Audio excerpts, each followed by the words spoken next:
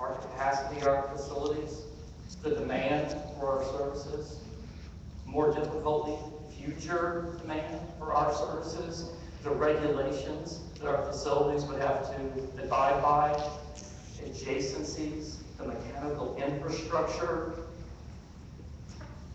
And even though Bill has forgotten more things about hospital operations than I'll ever know, and I work at the hospital every day, it was still very important for us to bring in subject matter experts about hospital facilities and hospital processes.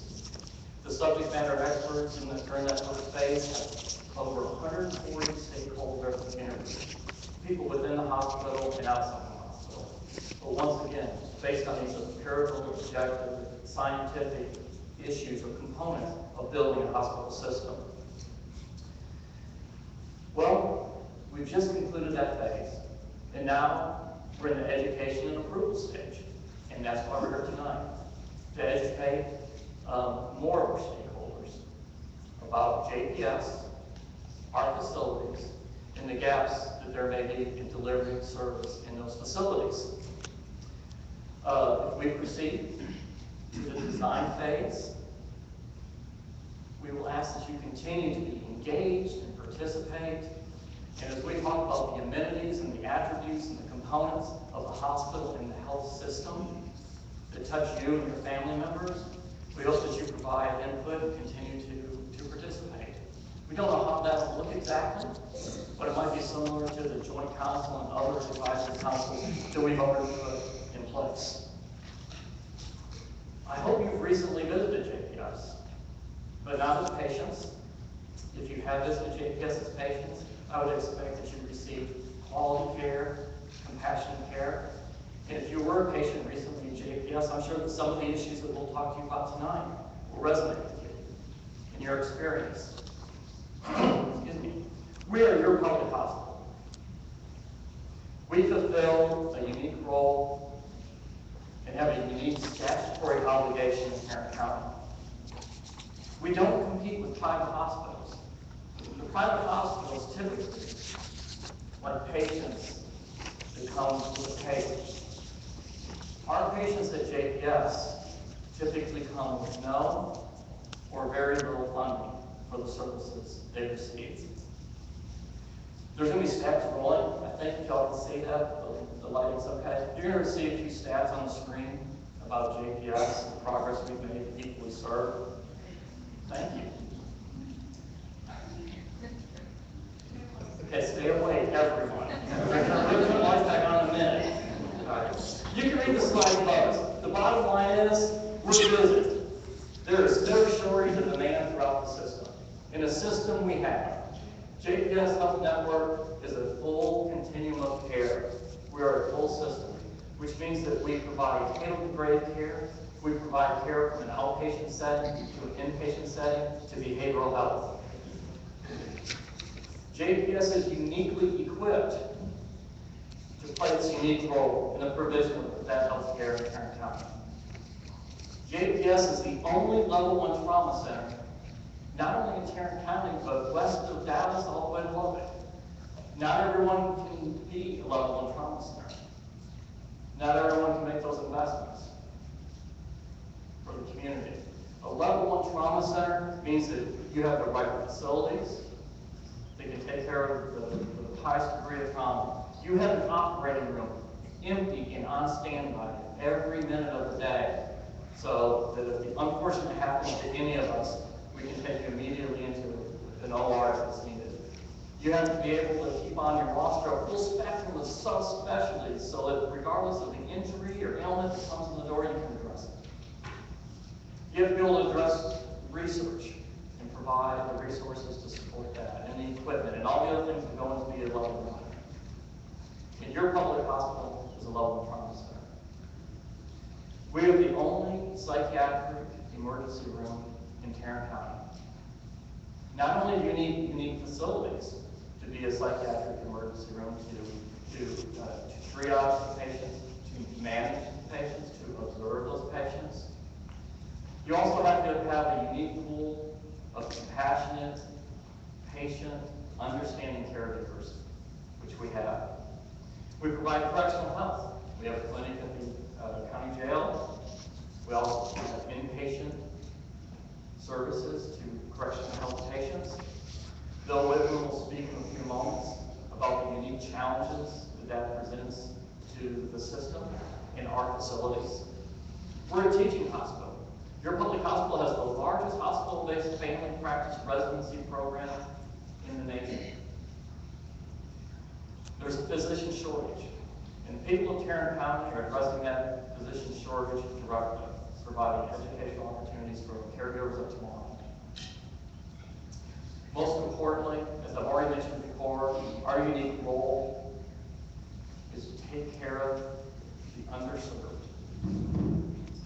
The underserved, which is arguably more sick and has more things wrong with them, and is more diverse than patients presenting themselves at other hospital systems. These unique roles, trauma, psychiatric emergency room, teaching, underserved, they impact all of us, whether you come to the hospital or not. Any of us, or our family members, are in a tragic accident, you may be brought to JPS as the level 1 trauma center in the region. If you or your family, your friends, acquaintances are just like 1 in 5 other families in the United States where adolescents are struggling with behavioral health issues, you may be known to JPS.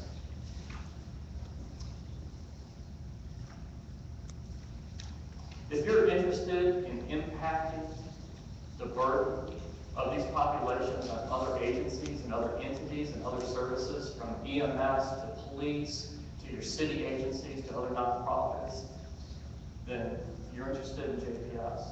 Because if we're fulfilling our obligations, if we're fulfilling our duties, we're lessening the burden on those other agencies, entities, and municipalities. JPS also has a significant economic impact in Tarrant County.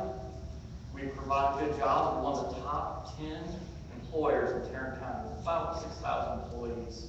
Not only do we have jobs, but we attract people to Tarrant County. Whether it's through education or research or visitations to patients, people are coming to Tarrant County for the JPS. Our residency program. Right now we have 9 residency programs, about 150 residents. Does that sound right, Bill? Something like that. And chances are likely that if a physician trains in a given community, they'll stay in a given community. That impacts our economy, and that impacts the care that's provided to the people of Tarrant County. Specifically, here in Precinct 2, and it's great to be in Precinct 2, thank you, Commissioner Wynn, 14% of your neighbors or friends, maybe family members, work for JPS. 14% of our workforce right here in Precinct 2. 1 in 4 of our charity care connection members, 25% live in Precinct 2. About 10% of our emergency room visits, whether that's by choice or through the level 1 trauma center, come to JPS from Precinct 2. And the statistics show, consistent with a lot of other communities, 1 in 5 of our behavioral health inpatient admissions come from Precinct 2. JPS made a lot of improvements over the past 6 years.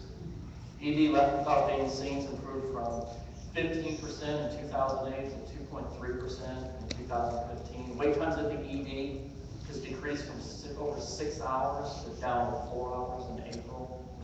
Once again, alleviating the burdens in other institutions. And while I've been working on the facilities plan, others have been working on financial, operational, and cultural improvements. Doing the best we can with the aging and inefficient service facilities that we have. And what's really important about statistics, though, is as a heavily regulated industry, and specifically as a public entity, our performance is transparent. Our clinical performance, our economic, financial performance is transparent. We report to our board of managers in open forum every month on our operational, clinical, and financial performance.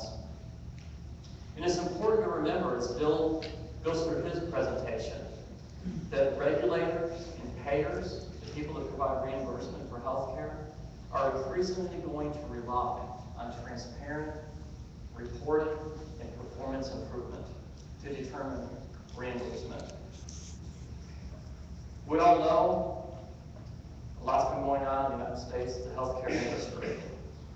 From a national perspective, the Affordable Care Act, the emphasis on quality, cost, and patient satisfaction, the aging population, which I'm contributing to, the emphasis on care continuum, the physician shortage, are all things that us, as well as all of our colleagues in the healthcare industry, are struggling with. Cost, quality, patient satisfaction. I've said it once, and I'm going to say it again, and we'll probably say it a few more times tonight. Reimbursement, first from the federal government, but probably, eventually, from other payers, will be increasingly based on the quality of care provided and the satisfaction of the patients treated. Continuum of care, I already mentioned, that's one of the unique benefits of JPS, the fact that we have already established a continuum of care. That's our philosophy of care. The patient-centered medical home. The continuum of care representing preventative primary care and outpatient setting, keeping the people out of the hospital, or if they have to go to the hospital when they're discharged, making sure they don't get readmitted. As I said, JPS is uniquely qualified because we have that continuum of care provided. And that's what we want to continue to support. With the changing landscape, all of these things happening in our nation and here locally, if we do nothing to provide more cost-effective and better quality care, which is what we want to talk about tonight, then we will not meet the demands of a growing, large, diverse county or able to maximize reimbursements. That's the nation, but here in Tarrant County, things are even more exciting. Recently, even in the past couple of weeks, we heard news about the TCU, UNT, Health Science Center collaboration for a medical school.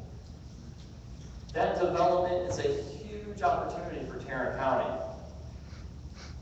It'll be a reason for us to validate our plan to make sure that we're addressing the opportunities and needs that come with that. Why? Because the medical school will bring cutting-edge knowledge and care to Tarrant County. It'll provide economic development, whether from attracting and retaining faculty and students to potentially bringing more graduate medical education dollars to Tarrant County. It will, once again, be another way we're addressing the physician shortage directly. Once again, if the physician's trained here, chances are they'll stay here. As the largest teaching hospital in Tarrant County and one of the largest family practice residency programs in the nation, JPS can play a unique and important role. We must play a unique and important role. And we need to ensure that our facilities can accommodate the requirements of a teaching environment. Even without the medical school, aren't we blessed to live in such a large, growing, diverse county where we expect the population to grow 15% over the next decade and those aged 65 and older to grow by 30%.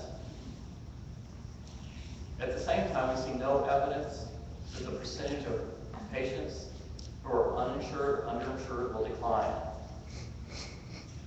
When asked how big is big enough for the hospital district, I think the answer has to be within the context of the growth of our population, the growth of our county. JPS has grown a lot over the past 100 years, but still, on any given day, at any given time, we might have 25 people waiting in an emergency room for an inpatient bed. On any given day, we still may have to transfer, not only transfer, but pay for a transfer of an inpatient behavioral health patient somewhere else because we don't have the capacity, because we haven't kept up with the demand in our county. Although we've reduced the time for next available appointment from 60-some days to now down to 24 days, there is no shortage of demand for our outpatient clinics. Once again, We're in a position, if we do nothing, we will not be able to meet the demands of a growing county.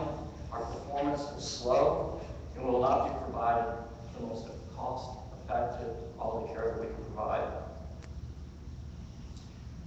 That being said, now Bill is going to show just a few of a long list of visual, tangible examples of our facility, how it makes us less efficient, therefore less cost-effective, and prevents us from providing the highest level of care that we want to provide. Bill?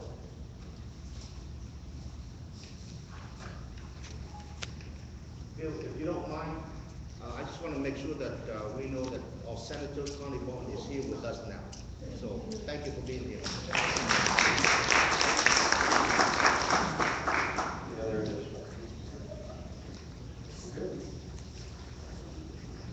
Well, good afternoon. My name is Bill. I'm Chief Operating Officer at JPS, and I have served in this capacity for almost 7 years. I've been at this a long time. I've been involved in healthcare since 1981 in Tarrant County. And I was with another organization for almost 20 years. I stepped away from this industry for a little break and came back to this position in 2008. And I can tell you it's the most gratifying professional challenge that I've ever encountered. It's tremendous when you can make a difference, a meaningful difference in the life of the population that we serve each and every day. What I want to do is kind of talk about a little history, if you would.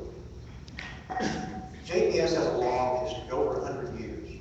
Most of you probably know that. It wasn't until 1938-39 that JPS began to build on the campus that exists today.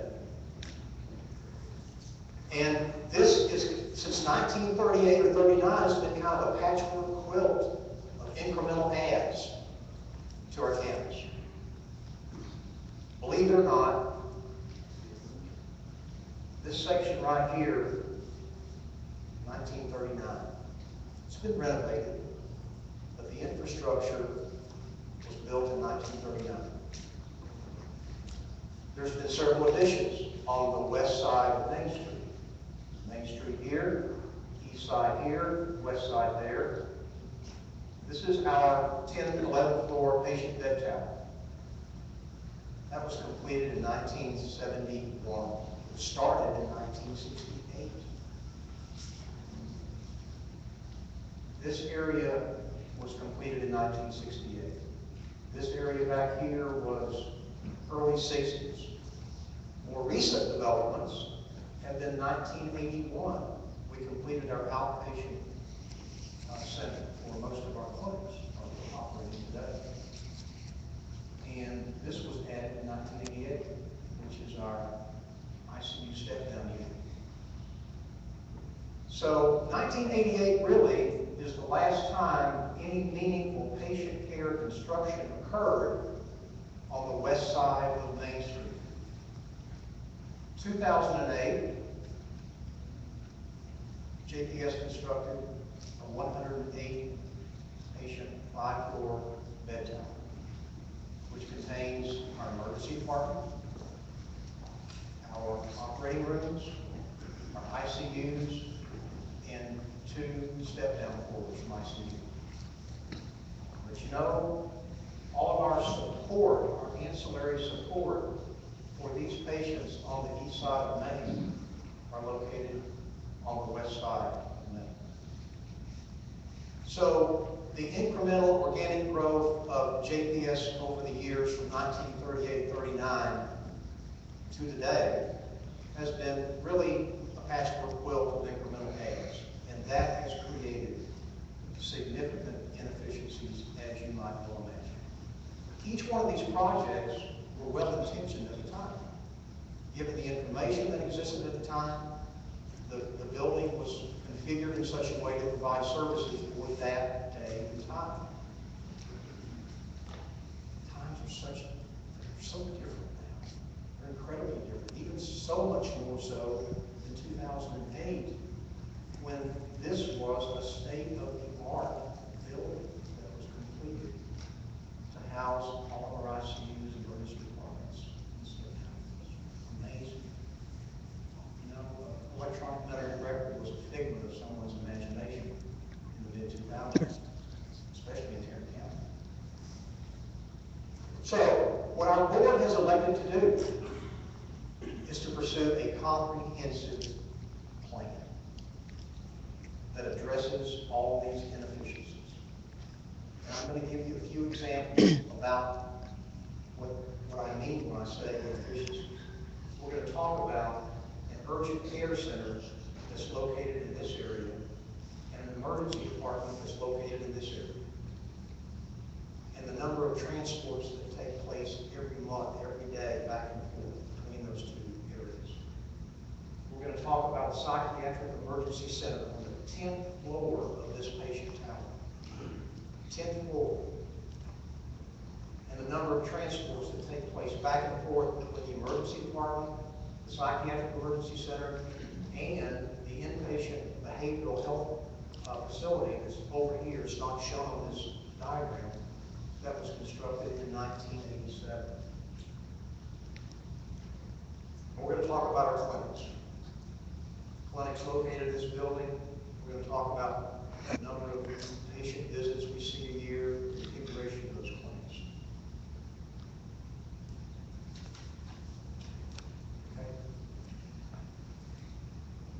Okay, remember the previous site diagram.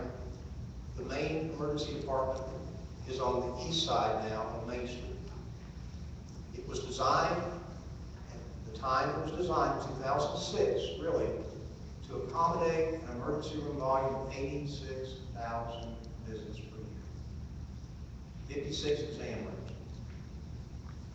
And that was excess capacity when it was open. Today, we're seeing upwards of 110,000 patients a year in a facility that was designed to see 86. Well, the urgent care center on the west side of Main Street is embedded in the outpatient center. It is a small area that has a volume of around 65,000 patients a year. Many of the patients that come to the urgent care center really think they're seeking emergency care. And we transport those patients to the emergency department because urgent care is no place to serve their needs. Those transfers amount to $750 a month. That represents 250 man-hours just involved in transporting patients between those two facilities. Because in essence, we have two emergency departments. We have two separate triage areas, two separate registration areas. The thought would be to combine those in such a way to have one centralized area, one centralized triage area. And then you could direct and accompany those patients to the most appropriate level of care that they're seeking.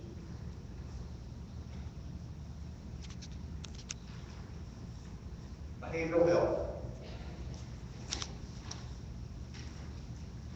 We have a 96-bed inpatient facility known as Trinity Springs. As I said, it was built in 1987. Every one of those rooms are semi-private rooms. The 10th floor represents our psychiatric emergency center.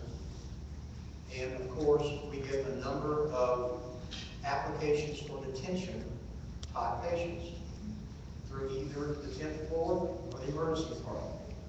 And sometimes the officers that bring those patients to our facility are uncertain where to take them. In fact, I spoke to an officer this morning about that very issue. And he told me that he has a guideline. Sometimes that guideline doesn't work. And when it doesn't work, he may take them to the 10th floor, but end up taking them over to the main ED to be medically stabilized before they're then transported back to the 10th floor. They may wait here because we have a very small psychiatric emergency center. Our observation patients and our emergency patients are combined in one area. Many of those require hospitalization. 1,600 patients a month come to this facility on the 10th floor. 1,600. Many of those requiring hospitalization are transported to Trinity Springs after stabilization and depending on bed availability at Trinity Springs. Due to the semi-private nature of the beds that exist at Trinity Springs, we may be holding 6 to 9 beds, blocking 6 to 9 beds because of gender issues. On an average day, 6 to 9 patients are holding in Trinity Springs, waiting for transfer to the state hospital because they don't have the capacity to accommodate everyone who needs care there. They may wait a considerable period of time. We may end up discharging those patients from Trinity Springs because there is no hope at the moment to get them into the state hospital. Adolescents. On a given day, 2 to 3 adolescents are boarding or holding in Trinity Springs, awaiting capacity to open up in the state hospital. They may stay with us 4 to 6 weeks, waiting for a bed to open. So you can see that we've got access issues. We've got inefficiencies. Wouldn't it be nice to have one facility that accommodates the psychiatric emergency center on the first floor? It's very accessible. Inpatient beds above.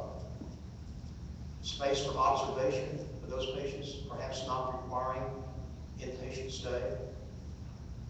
And most importantly, medical triage located in one building and eliminate the transfer back and forth between the psychiatric emergency center and the emergency department.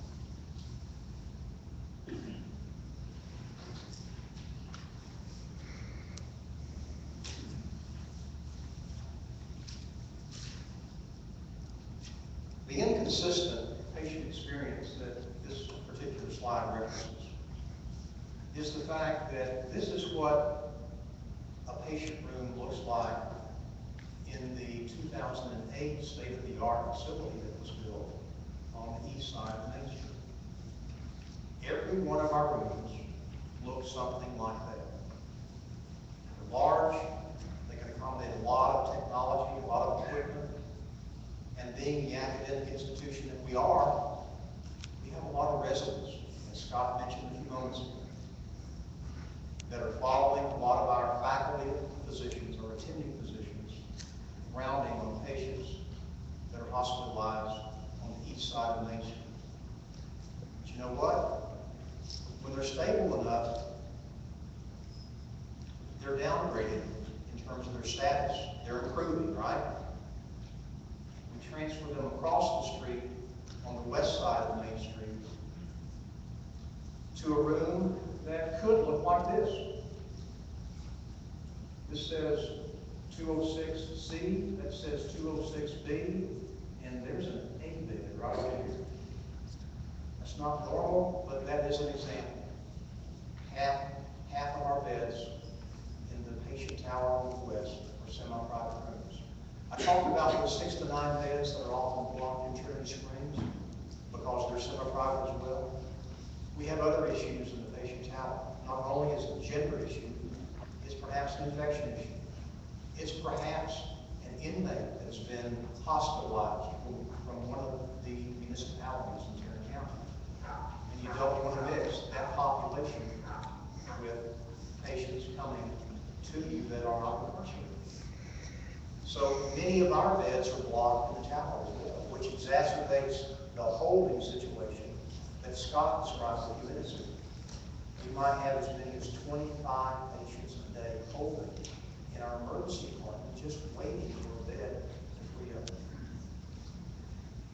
So in this era of reimbursement, with the federal government reimbursing you on clinical protocols, practice, outcomes, mortality, clinical efficiency, price efficiency, how efficient you are in treating Medicare patients, and of course, patient satisfaction. And they set the metrics.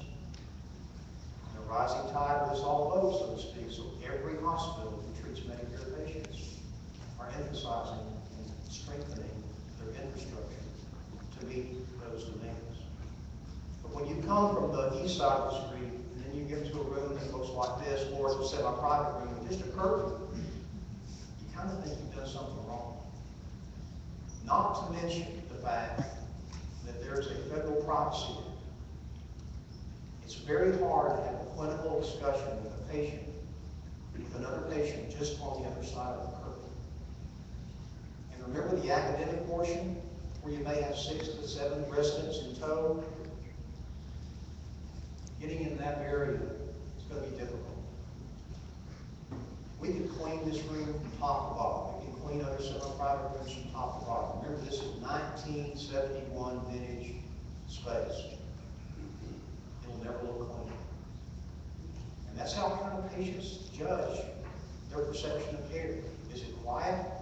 Is it comfortable? Is my environment clean? Those are just 2 or 3 dimensions, right? There are other clinical dimensions as well. Communication with nurses and doctors. But still, if you don't have every element in place, you're not going to be able to maximize future reimbursement. And even though it starts with Medicare, it will extend to other payers as well.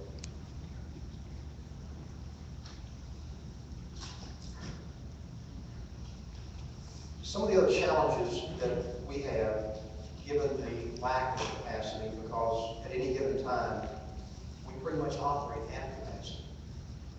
Even though we have some beds that are blocked, that's essentially capacity because we can't do anything about it. But currently, we have a mixture of patients on our campus, on each and every floor.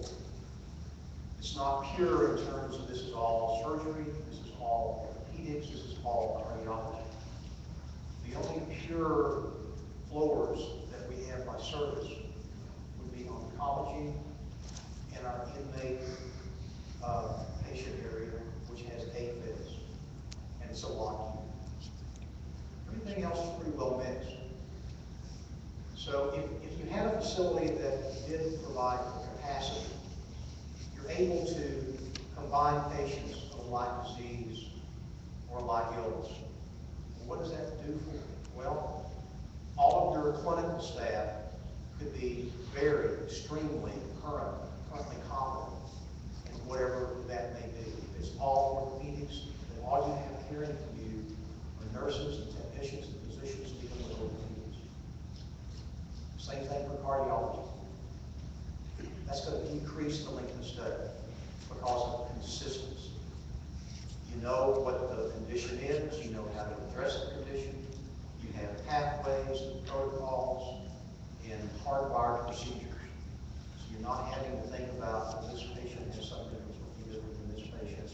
It also decreases your cost if you're able to combine those patients in an area that you have staff and trained to provide care.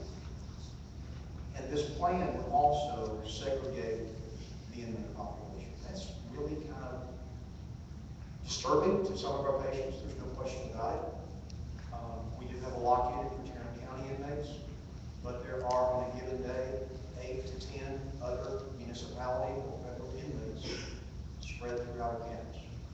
There is no lock unit for them. They're just placed where there's availability.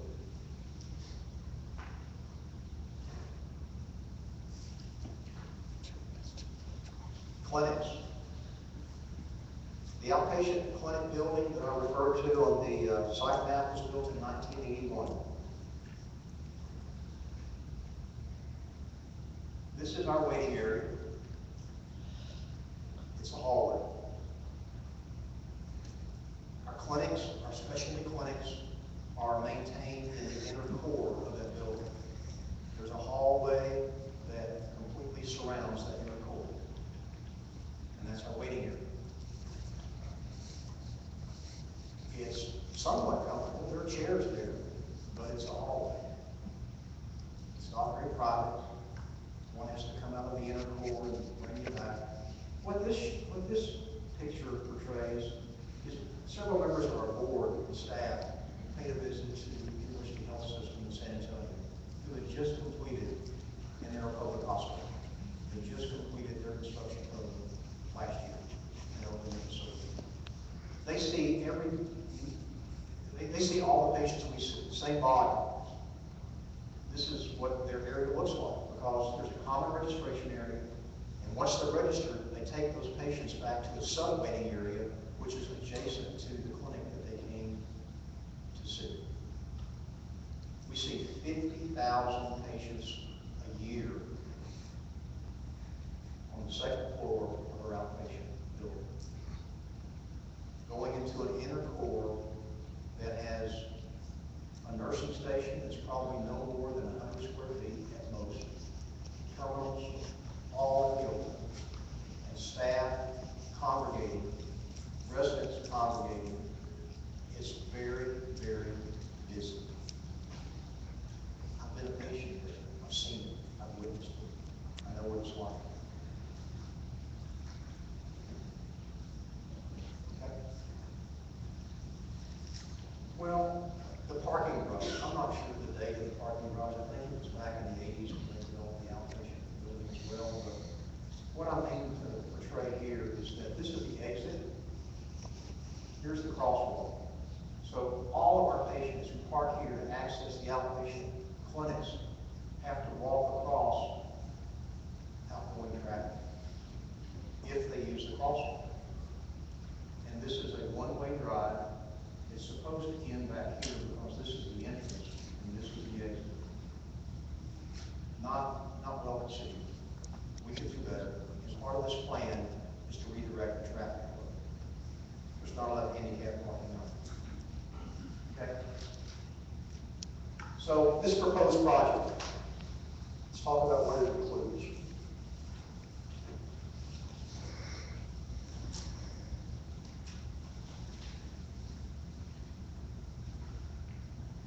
It includes a new inpatient tower that would add 87 beds, 87 new beds, 87 private beds. All the beds in this new tower would be private to enhance flexibility to address federal privacy issues. We would shell 2 floors. The 9th and the 10th floor would be shelled. The ED would gain an additional 16 exam rooms. Our GI endoscopy area would gain 4 procedure rooms. Our women's services would move from the west side to the east side of Main Street and would gain 18 rooms. It would also gain 3 labor, delivery, and recovery rooms to accommodate the 5,000 plus deliveries that we have every year. And our neonatal intensive care unit is a level 3, and we would have 5 beds to that service. This also includes a 2,300 space parking garage, demolishing one that is kind of adjacent to the north of the patient pavilion now. Not the main parking garage I just showed you. We have another 2-story parking garage that will probably come down to here. It also includes a central utility plant, 15,000 square feet, for the necessary infrastructure to provide for the new school. Secondly, we would propose a new psychiatric hospital placed somewhere, and I'll show you in a moment, between where Trinity Springs is currently located and the old patient tower on the west side of the street, where we would have the psychiatric emergency center, observation beds, inpatient beds. We would provide 52 additional beds, in addition to the 96 that exist today, so for a total of 148, all 5 beds. Thirdly, if we were to do this, everyone in the old inpatient tower that was constructed in 19 1968, 1971 were moved to the new patient tower, leaving a lot of opportunity for us to renovate, refurbish, and provide much needed office space and academic space that we're desperate for today.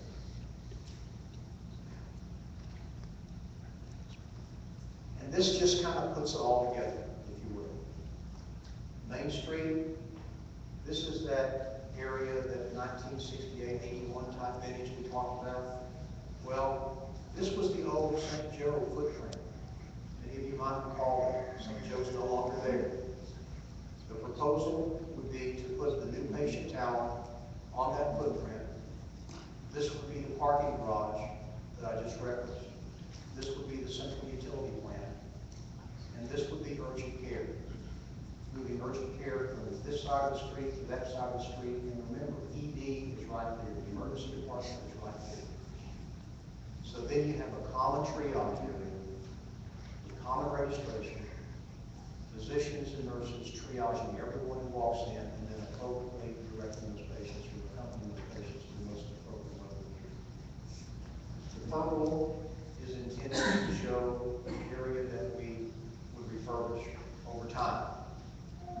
The green is Trinity Springs. Currently, Trinity Springs is here. The patient bed tower is here. This is where the psychiatric emergency center is as well.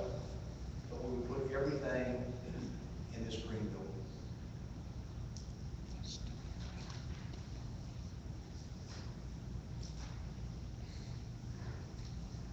So the proposed cost.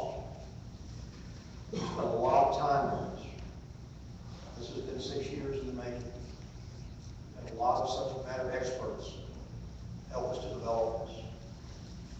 The new patient tower to include the garage, to include the central utility plant, and the 10-floor patient tower with the 2-floor shell, is proposed to cost somewhere around $680.5 million. Psychiatric hospital, which is an expansion of, again, 52 beds for a total of 148 beds, 148 rooms, $101.5 million. The renovation to the space that we vacate, the old patient tower that was constructed in the late 60s, early 70s, we estimate to be $94 million because there is asbestos in that building. We know that. We're prepared for that. The estimated transaction cost of $5 million, total authorization needed to complete the project, as I just described, is $809 million.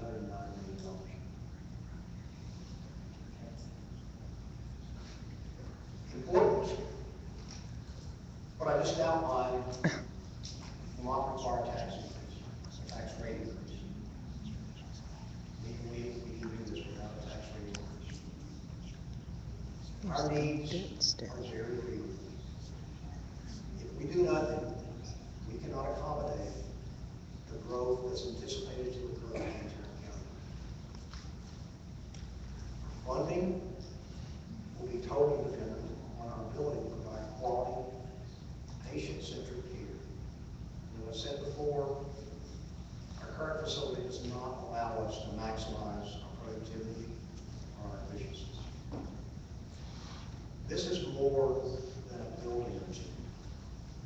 This is a promise and a commitment to serve Tarrant County for generations to come. We're training healthcare providers that will stay in Tarrant County and to transform public health care in a patient-centered, healing environment. Scott and I will be available to answer any and all questions that you have. Thank you very much for your attention.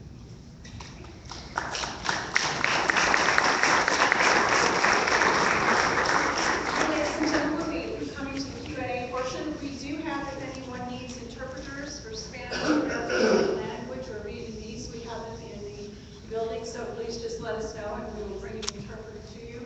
We do ask that you ask one question at a time, and then we will get everyone first round, and then if you have additional questions, we'll come back around and get to you again. But out of fairness to everyone, we know there's lots of folks who have lots of things they'd like to say. So Jim and I will be coming to you. We'll do the best that we can to acknowledge you in the order that you raise your hand and let us know you have a question, but let's go ahead. And who has a question? Please state your name, please. Doug? Yes, sir. Okay. Yeah, my question, I want to get down into the nuts and bolts. I think the proposed building's beautiful. My question is what bond covenants do you anticipate? How do you anticipate covering those to make sure you cover those and that the taxpayer is not on the hook for this bond later? We have someone to answer. Introduce Dave, just randomly from the audience. Just random guys. This is David Metnish. David Metnish is with First Southwest. First Southwest is the firm that our board has retained as financial advisors. So the question is on the bond covenants, this is going to be a tax obligation, so there won't be any additional bond covenant test. But the plan is that in the model, based on the size of the issue, it's a 30-year level debt, which is a mortgage style repayment. It's nothing fancy. It's not stretched out to the back. We're running it at 4.5%. If we sold bonds today, it'd be about 3.75%. So we put a little cushion in there. The main part of it, the 714-ish million, will be sold immediately after the first year, and then if need be, the remaining 100 million will be sold the year in 2018, I believe, and we ran that at 5%. But are we covering it with the operational income, or are we covering this with more taxes from the taxpayer? The total tax rate right now for the hospital is 22.79, I believe. It's right at that. The current debt service tax rate is like at 1 cent. The full amount of this, if it's paid from taxes, I guess we don't want it. I look better in the dark. It would be 4 cents. The tax rate would stay the same because you would get an efficiency in the O&M side. So it'd just be a shift within the 22.79 cents. 4 cents of it would be for tax for the debt service. The other 18 cents, whatever it would be, 19 cents just would be for operations. And that's based on the assumptions in the model. And are we making, I mean, I don't want to keep beating a dead horse, but I'm still not hearing the answer of, is operations funding that? I mean, in other words, is the operations should fund the bond? Right. And I'm hearing we're taking 4 cents out of the tax rate, so now you guys have 19 cents or 18 cents instead of 22 cents to spend on patient care. Well, let's talk about the source of the money. Okay. There's 3 buckets. 40% of what we get comes from the Tarrant County taxpayers. Okay. 40% comes from commercial payers, what we have, Medicare, Medicaid, and 20% comes from federal and state taxes. Okay. That's the source of our almost $900 million. Okay.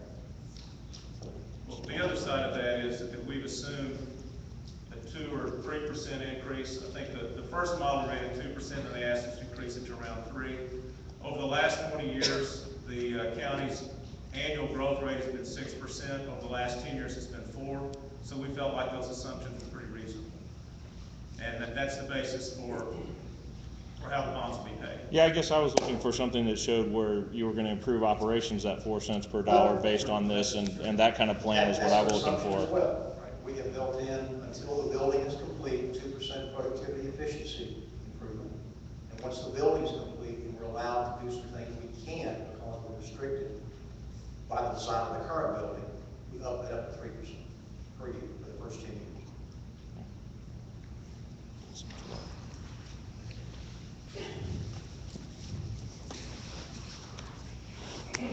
I'm Carrie Gonzalez from Arlington.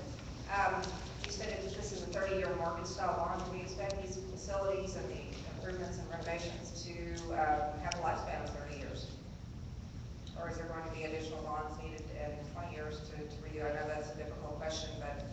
It's a very difficult question, but no, we don't anticipate these to be obsolete in 30 years. But then again, when the building was built in the 80s, yeah. But we're confident we can repay that.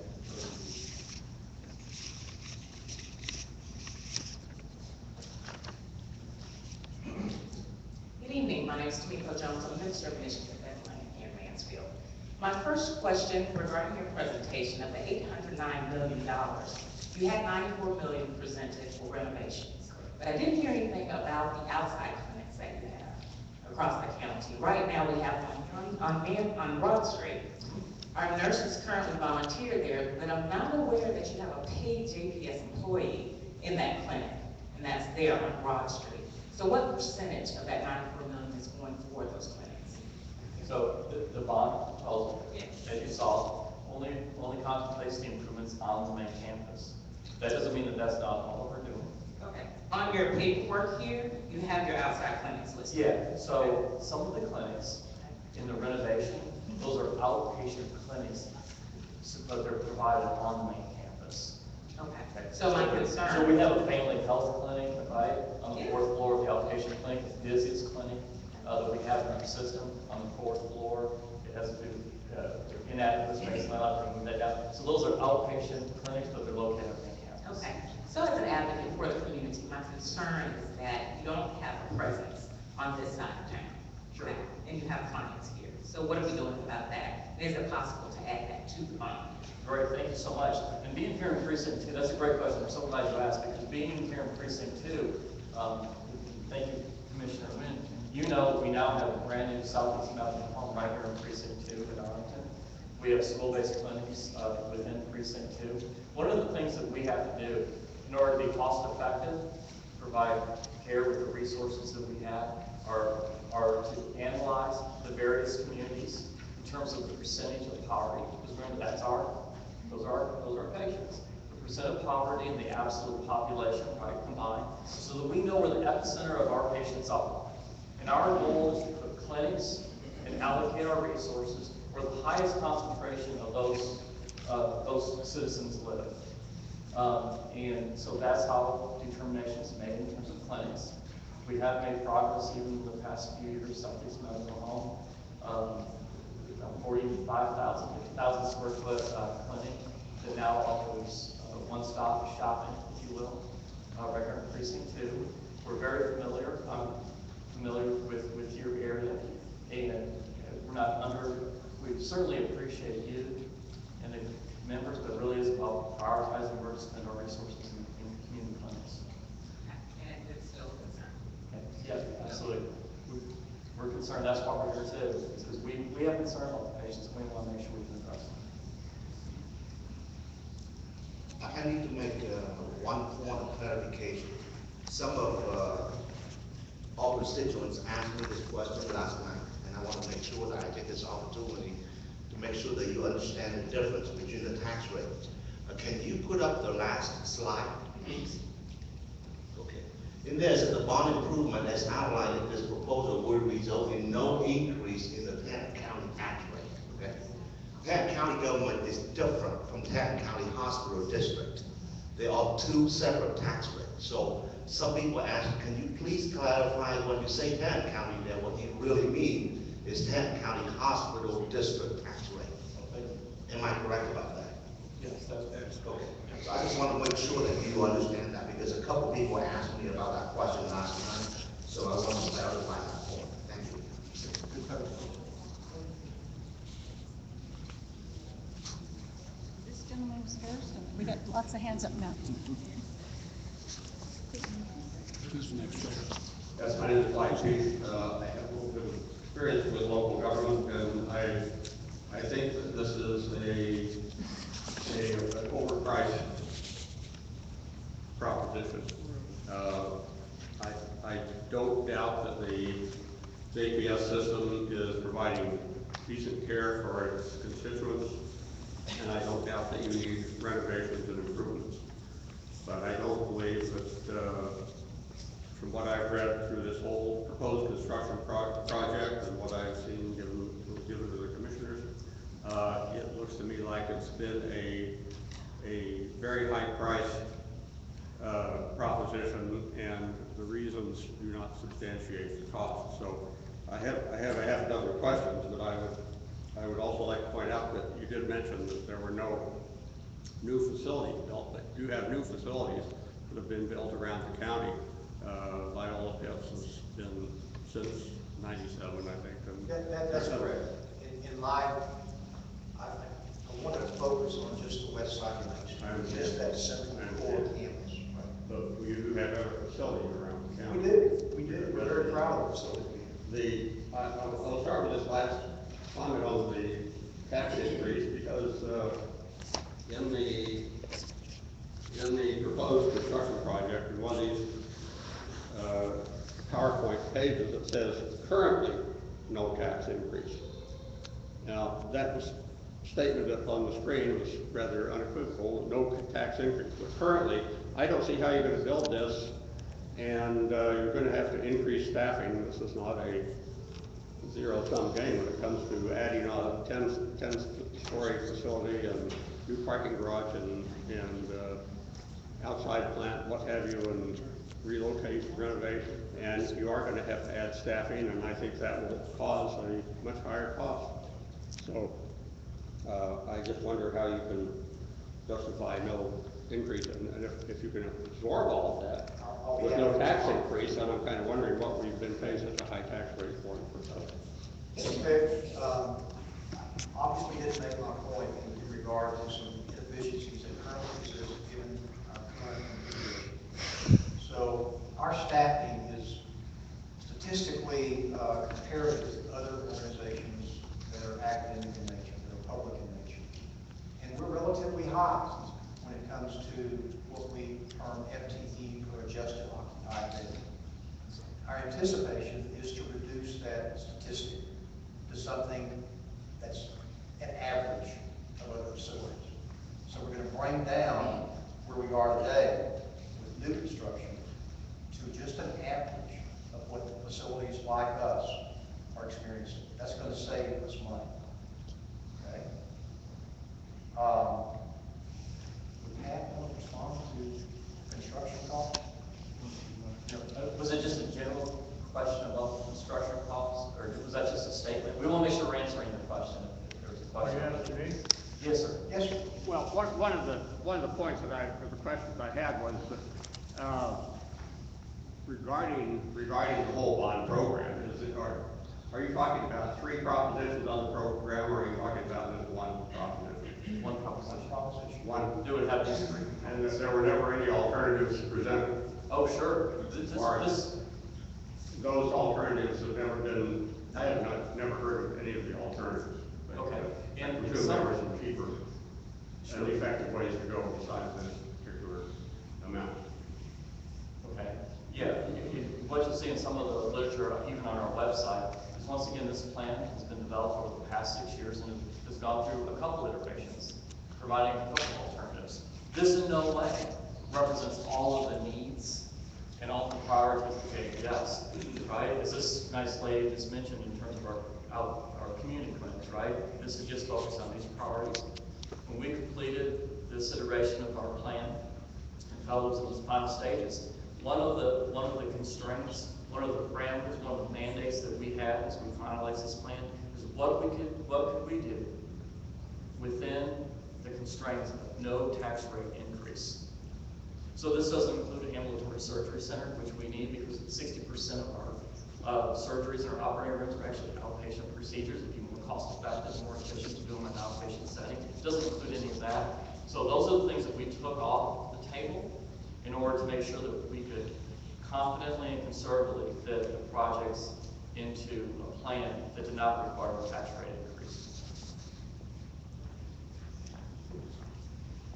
It is my understanding that this hospital, I'm sorry, my name is Patricia Bennett, I'm from Mansfield. It is my understanding that this hospital, new hospital is in part to benefit TCU and UNT, the new medical school, and the residents that will be coming there, and to attract more students there for which they will receive tuition. Is TCU or UNT putting any of the bill, which is $809 million plus $28 million a year in interest, if that's 4% of $719 million? Are they paying any of that? Well, you know, that's a very good question, but we've been about this for 6 years, and we had no idea with UNT Health Science Center and TCU. That just happened 3 weeks ago. So we are going to have to look at this in the eventuality of accommodating perhaps more students, more residents. This has been 6 years in the making. Are you gonna check on that before we vote on it? Pardon? Are you gonna check on that before we vote on it? Check on, What part you're gonna make them pay before we vote on it? Yeah, so I think Because what that's I how expressed in medical my schools statement, work. what I meant to express was what a dynamic environment we're living in. And this was just even a recent development. And I hope I said in my comments that what this is gonna cause us to do, right, is go back and validate our plan to make sure that, this plan meets the needs, for, you know, if that were to happen. What constraints, what opportunities would there be for JPS? So this didn't even contemplate that. The comments were to the extent, this is a great opportunity for Tarrant County. JPS is a teaching hospital. We're going to play an important role. We need to go back and make sure that the facilities we're planning on will accommodate the teaching environment. So that's still yet to come. Those are recent developments. we feel confident right now with our 9 residence programs. We have a very large academic setting that we probably will. But I think it's incumbent on us to take a look at it. We already have, once again, 9 residency programs. Actually, it's over 200 residents, right, that are at JPS.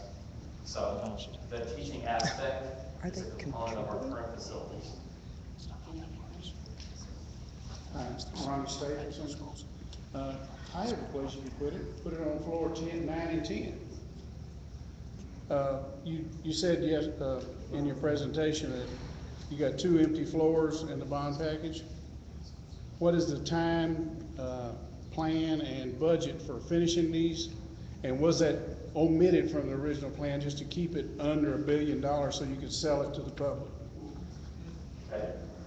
There's actually there's vacant floors for both. I was going to make sure we're clear. There's actually 2 vacant floors in the patient tower. Yes. And there's actually 2 floors, I believe, in the psychiatric hospital as well. Because what we want to do is make sure that we are contemplating growth that we're experiencing in this county and making sure that we're being good stewards of the taxpayers' money and planning ahead. Because it would be cheaper to do those now than it would be in the future. Okay. To answer your second question, in the original contemplation, right, we had those 2 floors. We had, I think, a floor and a half was shelved.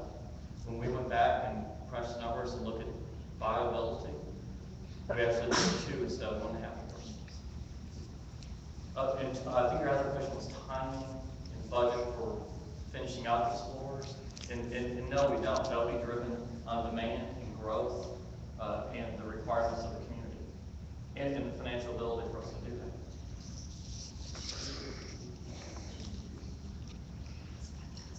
Yes, Howard Cakes Callaway. I'm a member of Bethlehem Baptist Church, but also a resident of Mansfield.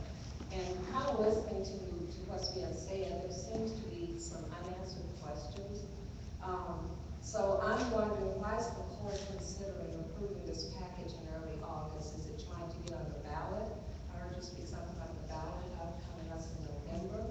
And the second part of that, are you willing to delay considering any debt proposals until this can be addressed and debated with the public? I'm sorry, could you repeat that second question? The second question I had now is, are you willing to delay considering any debt proposal until unaddressed concerns or debated and comprehensive input is done or spoken to us, the public, so we can receive more information? Okay. So let me try to answer that. And I'm sure there's plenty of people in the room that will correct me if I say something incorrect. And that is, number one, yes, it's my understanding that it's the Commissioner's Court that would actually put this on the ballot if they chose to do so. In order to do so, there is a timing issue that I believe that there's a time frame, and it is kind of in the month of August when the court would have to take action on that if they chose to do so. Number 2 was, are we prepared to put off? Are you willing to? Yeah, yeah, absolutely. This is for the sake of transparency. I think that our board, and I think the Commissioner's Court, although I don't speak from them, this is my understanding, they did not want to proceed with this without the voters' input. So, no, we would not proceed with debt without a vote.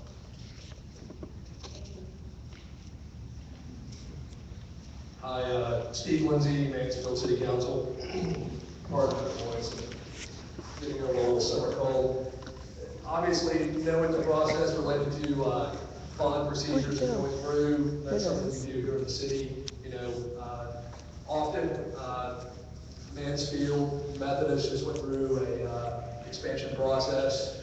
There are hundreds of millions of dollars in project activity that occurs, so I understand some of the cost metrics you put up there. I think one thing I just wanted to ask was to elaborate on the gentleman's point about the tax implication. So at the county level, the last slide indicated no county taxes, but I guess for the JPS Health Network taxing unit, I guess what is the tax rate implication there? And, you know, I mean, for me, it's about $800 a year based on my property valuation. So, you know, if this is a city council deal and we were going out and telling people, that's what I would tell them is, hey, based on what you pay tax rate now, this is what, you know, the potential increase is going to be at that JPS level.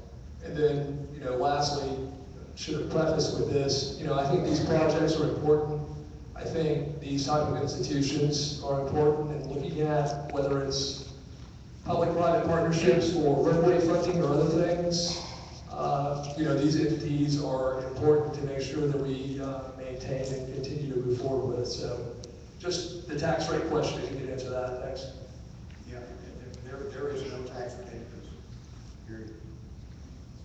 It's not the hospital district or the county. That's not what we're proposing. Okay?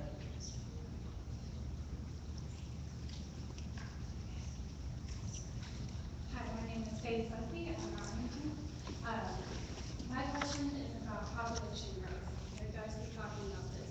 And the lady over there was talking about the outlying parts of the county need help so they can be here. So the population growth is happening mainly not in central Fort Worth, but in the outlying parts of Tarrant County. What are you guys looking at as far as partnering with private hospitals and caring for those indigent patients? Okay. Let me answer that from a mental health perspective. We transfer 1,400 patients a year to private hospitals because we don't have capacity to accommodate the need. And that represents a lot of expense for us because many of those patients we transfer to those private facilities are paying patients. Because our mission is to care for those who don't necessarily have paying sources. Sometimes we have to pay those private facilities for our patients that don't have paying sources. So we do have that partnership on behavioral health. From an acute care perspective, and this is my opinion, my professional opinion, continuity of care is extremely important, especially to the vulnerable population that we serve. If they are going somewhere else for episodic care, which other hospitals could well provide, they're not going to be in an environment that they can be reintroduced in JPS easily. From the perspective of JPS financial owners, we would be then paying private hospitals a lot more than it would cost us to provide the care. In essence, that takes money away from JPS to provide needed services in other areas. Are we willing to talk to private hospitals? Absolutely. Are there plans to talk to private hospitals? Absolutely. Faith, good to see you again. And you might also, if your question is specifically related to inpatient care and resource development for the communities, you might want to go look at our 2012 Community Needs Assessment, because we actually looked at, I think, distance or driving time between the hospital and the acute care beds and the communities. And it also does a really good job of looking at poverty penetration in terms of where those populations are and those type of things. So if you can't find it, let me know. I think it's on our website. My name's Mark, I'm from Arlington. And I appreciate what you guys are doing. It's great because we need to take care of our people here in Tarrant County. My question was, because I've had people come over there to get ill, and I noticed up here that you had your emergency care over here, your urgent care over here, and you're having to transfer them back and forth. And I know a lot of people that doesn't bother them to set the hall because they want to get looked at. But I had friends that come up there and they not only did they have to wait a long time, but they had those two separate. And I don't understand why you can't come into one door. I might miss this, but it seemed like to me you could come in one door, emergency and urgent care, and then talk to whoever it is, information, and then split them. Urgent care, emergency care. We'd like you to come up and help us with the presentation. That's the plan. Excellent. That's the plan. Okay. Combine those, have one triage area, one registration area, and then you divert them where you need to. Absolutely, that's great, okay. Okay, I have to move my glasses and read my own handwriting. Okay, that's one thing. Will you promise that you will not ask for another bond package for 20 years? Yeah, 20 years. What? Another bond package for 20 years. I can't even tell you the last time JPS had a bond. I don't care, we're gonna chisel it in stone, and we're gonna put it out in front of the opposing. Do we even know when the last time JPS had bonded? It was the early 80s. Was it? Well, Early that's 80s. terrific, that's terrific. You know what a better question would be for Tarrant County? Can we get Bill Whitney to promise that he'll stay around for 20 more years? Right. There you go. Won't happen. Okay, now, this lady over here had a really good question, and I'm gonna do a follow-up on that, because I really don't think it was answered. If we're gonna have a medical school type atmosphere there, and these students are gonna be paying a large sum of money, and of course, you said it just happened, and we don't have that all in there yet. I would like to see that you put in writing into this bond that it says these numbers will be calculated in to servicing that debt in its, in its lifetime. I would love to see that in there, because that is a lot of money. The students do pay a tremendous amount of money to go to medical school, and if we're gonna furnish the patients, then we should get something for it. Thank you. Thank you for everybody's comments. Other questions? Okay, we got back here, haven't asked yet. We'll come back to Mr. Peach, I promise.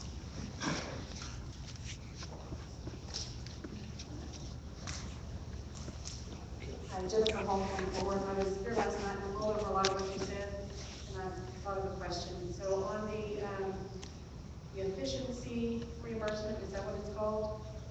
You know what I'm talking about? Productivity and efficiency improvements. Yes, the money that you get back. Oh, the reimbursements. Okay. Yes. What percentage of your income is that?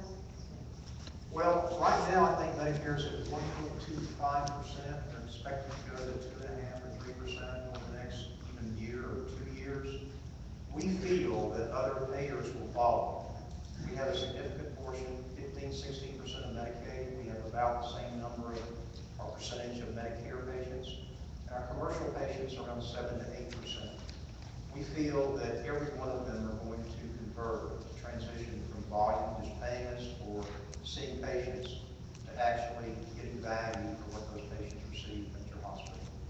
So even though it's not a great deal of money now, I think you see movement across the country that will become the new reimbursement model. So we're anticipating the future. Good evening.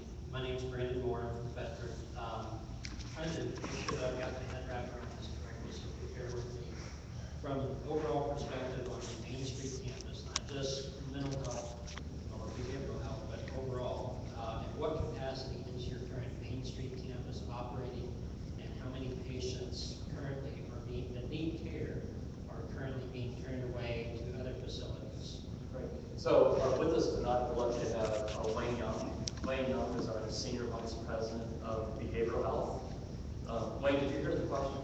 I did, and I'll try and answer it, and I'll give it all out. Give you a chance to clarify.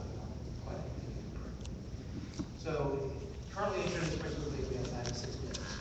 Visually, as I mentioned, typically there are some number of those beds that are blocked, either because of gender or because of progression or infection issues. There's a number of reasons why you don't have room. Sometimes it's the same as so in a typical day, that's probably 6 to 8 beds that are blocked.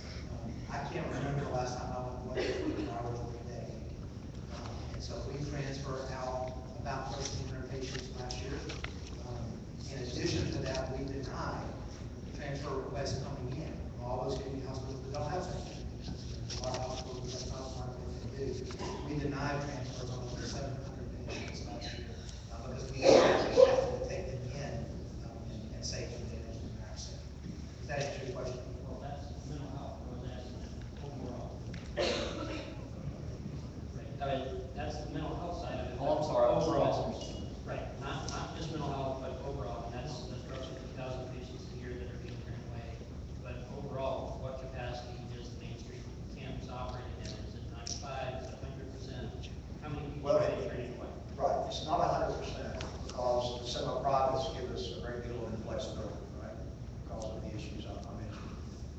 every single day, we admit an average of 60 patients to our hospital. Many of those come from our level 1 trauma service. Many of those are requests for higher levels of care from other hospitals, out of county hospitals. And we can't accommodate all of those. And we don't. We don't have capacity. We say no. So about how many patients a year are being turned away? Being turned away? Yes. It's not necessarily the 1,400. I don't have the numbers, but it's not the 1,400 that Wayne spoke to. I haven't analyzed that. I do know that our health supervisors every night consult with whoever the administrator on call is regarding requests for transfers. And given our high census, we routinely have to deny those. And sometimes they happen the next day. Sometimes it may take 4 days to get them. Whether or not they ever are not able to come to JPS, I can't tell you. Okay. But we'll look at that. Okay, so what is the size, square feet of your current Main Street campuses? I mean, looking at the presentation you gave, the psychiatric area is about 220,000 square feet, and the renovations are 164, almost 165,000. Is that the current total size of the current campus? So the square footage of up here are obviously for new construction, or in the case of renovation, just that portion of the old buildings that we're going to renovate. So no, that's not the square footage we have now. I don't know the square footage off the top of my head of what the total facility is on the main campus right now, but we can get that. And when we talk about the main campus, obviously on the main campus, we have our acute care hospital, our inpatient services, which will have square footage. We have outpatient facilities in other areas, and then of course office and administrative space as well. So we will have those different components. Just want to make sure that we're answering your question or comparing apples to apples, that the main campus is acute care as well as outpatient clinical offices, things like that. If we could get those numbers, because I mean, looking at it, it looks like, I mean, based on what I've seen, it looked like your current size was about 385,000 square feet, but obviously maybe it's different than that. Yeah, I don't think that. If you're upgrading, if you're having to turn some patients away, but what I'm seeing is you have a facility that's X amount of square feet, and the new construction we're proposing is almost 739,000 square feet. So I'm trying to see, why do we need to add that much in new open space? You know, based on what's the current size and how many we're turning away, is this, really building to what we need and current projections, or are we going too far? Okay, thank you. I'm sorry I don't know that number off my head. But we'll put that on the frequently answered question response.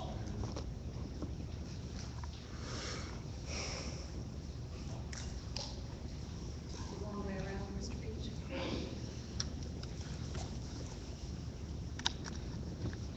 Well, I'm curious, for one thing, how much it costs to develop this plan, because you obviously hired somebody outside consultant of some sort.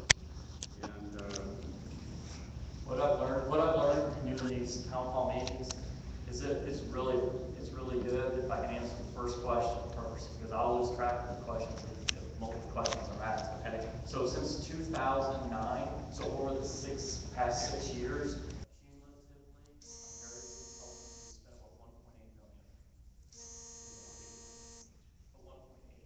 million. 1.8 million. Yes, sir.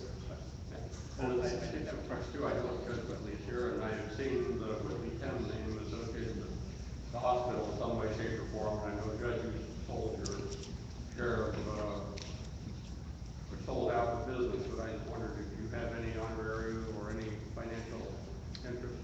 I'm not aware of the fact that Whitley Penn is doing anything with regards to this particular project. As you said, say again? With this hospital? I know back when, probably 20 years ago, we did some residents that we came in and voluntarily made some presentations to some of the residents. We've never been paid for anything, to the best of my knowledge, from that. But again, as you mentioned, one, I never had a controlling interest in Whitley Penn from the beginning.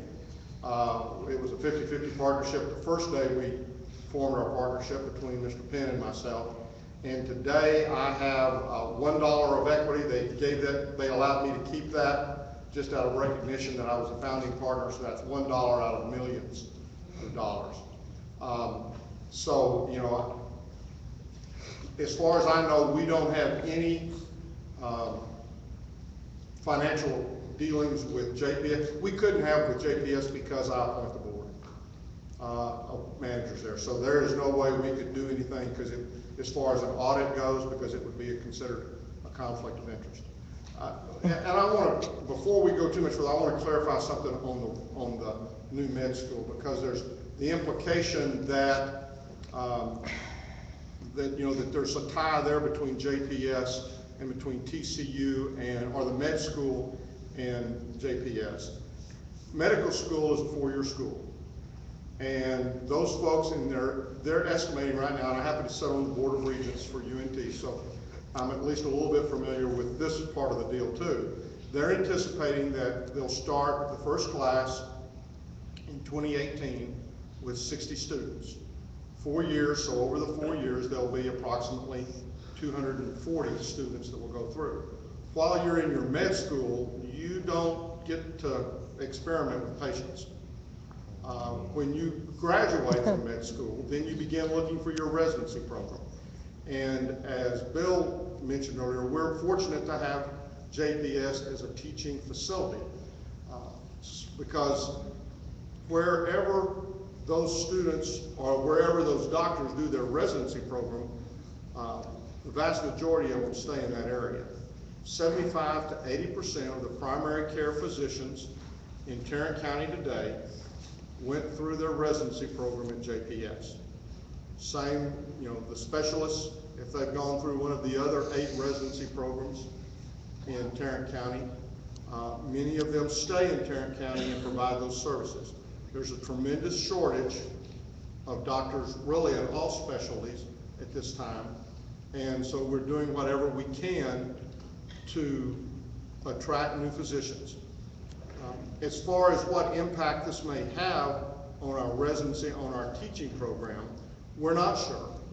When it was mentioned, one of the things that we suggested to the Board of Managers and to Mr. Early and his staff was to take a step back, to visit with TCU and UNT to see what impact those 60 additional medical graduates who are going to be looking for residency programs all over the country, what impact they might have or what we might do to attract them and encourage them to stay within Tarrant County, ultimately hoping that they would stay once they fulfilled their 3 years of residency after their 4 years of medical school.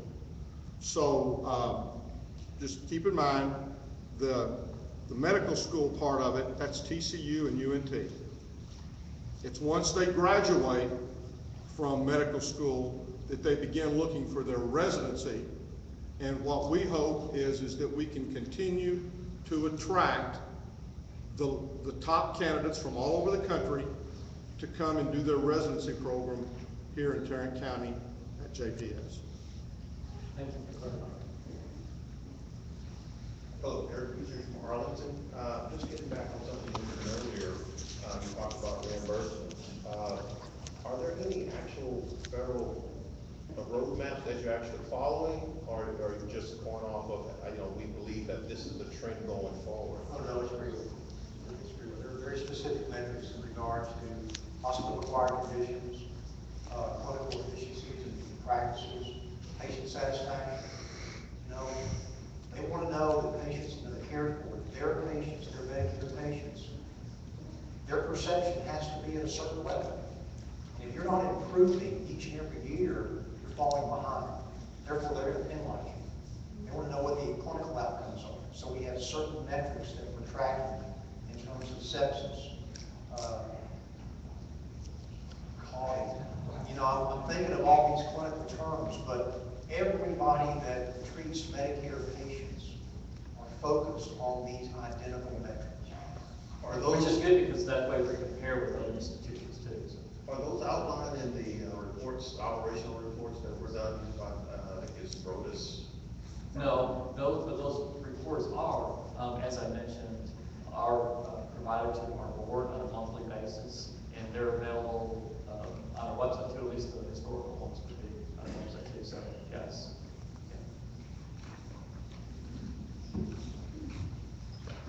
Hi, my name is Jake Thomas. I'm from Fort Worth. One of my questions was, what is the cost per square footage for this bond package, and how does that compare to other hospitals that are doing similar things? That's a great question, especially in these times when there's a lot of economic activity and construction going on. Pat Renfro, another random member of the audience. Pat is from Ross and Associates, who obviously helped us with the study. And Pat, do you have a breakdown of the square footage and all? Yes, I do. If you'll recall in Bill's slides, he showed one slide that showed the three major pieces of the bond program and had square footage attached to each one of those pieces. Then there was another slide that showed the dollars associated with each one of those. Well, let's just take the new patient tower. If you were going to take the square footage and divide it into the money assigned to it, you'd come up with a number, so you won't have to do the math, of $823. Well, everybody's saying, my goodness, that's a whole lot of money. Per square foot? Well, the difference in hospitals and other buildings, for instance, this building, I can tell you probably is a 65-35 ratio, which means 65% of the money went into the building, 35% paid for fees, furniture, equipment, etc. So it's kind of hard costs and soft costs. Well, a more complex building, then those percentages change considerably. For instance, in the hospital, we looked at the new patient tower, and the cost of the construction is 48% of the total, and the equipment is 52% of the total. So the actual cost of the building itself, of the tower, is really only $387 a square foot, which is a fairly reasonable number for a hospital. But the equipment, because of the complications and the sophistication, it's just astronomical. So that's more than half the money goes that way. And it's similar percentages in the other pieces. I see the architect's number shaking there. This gentleman, and then back to you. That was just for one, that's just for the inpatient tower. Well, the inpatient tower the percentages are 47-53. If you go to the psych hospital, it's 54-46. Reason being, it's not as complicated as a new patient in terms of equipment, so therefore more money is spent on the building percentage-wise. So each one of them varies. When you get into the renovations, really the construction is only like 28%, because you're really just kind of dressing up the building, but you're changing out all the equipment to bring them up to speed. So every project is unique in itself. And so you can't just take that total project cost and say, the building's too expensive, because the building sometimes is a very small portion of that total. That's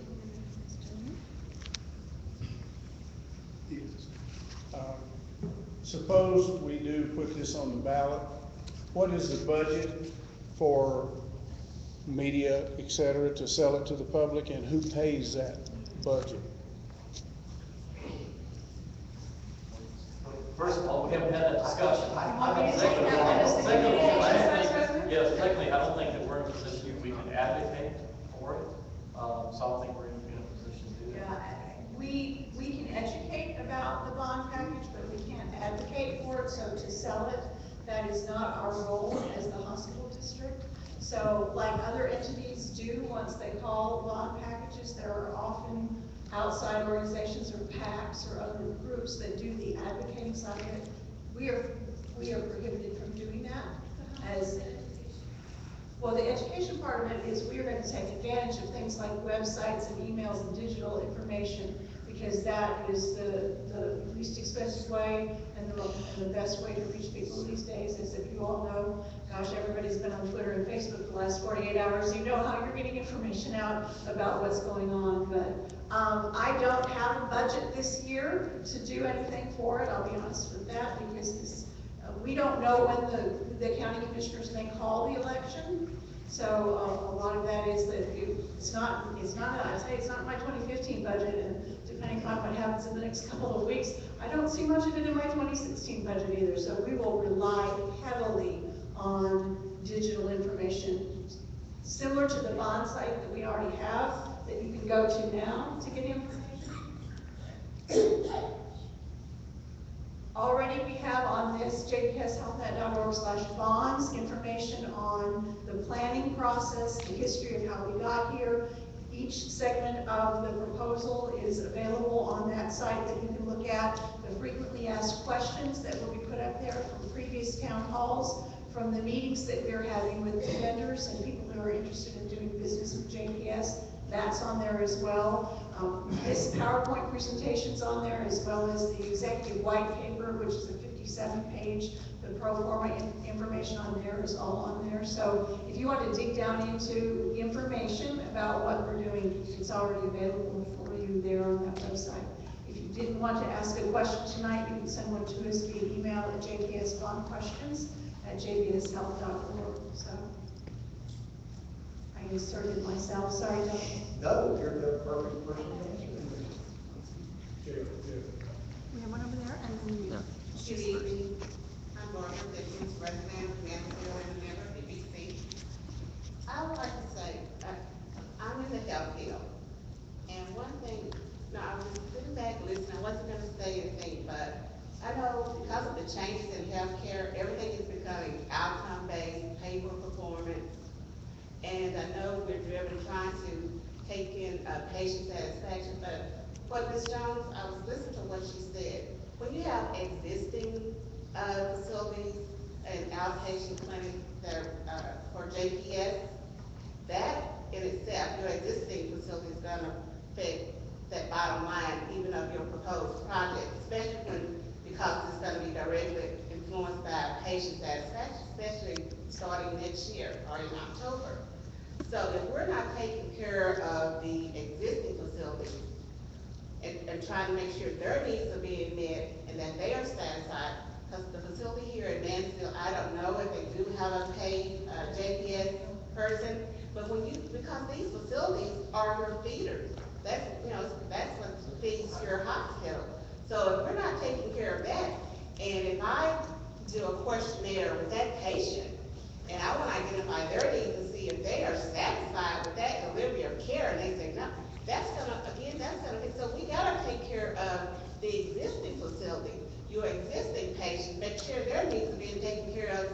So in the future, when you do make that transition to your new project, everybody's gonna be on the same page. But it sounds like now I haven't heard an answer that we're taking into consideration what's going on right now, because what's going on right now is gonna affect your bottom line in 1 year, 2 years, or 3 years. So you gotta take care of right now what you have existing right today, because that's the only way you're gonna be project for your future. If not, if you don't take care of that financially, you're missing that picture. So you gotta take care of what you have right today, because it's gonna affect what you have to do tomorrow.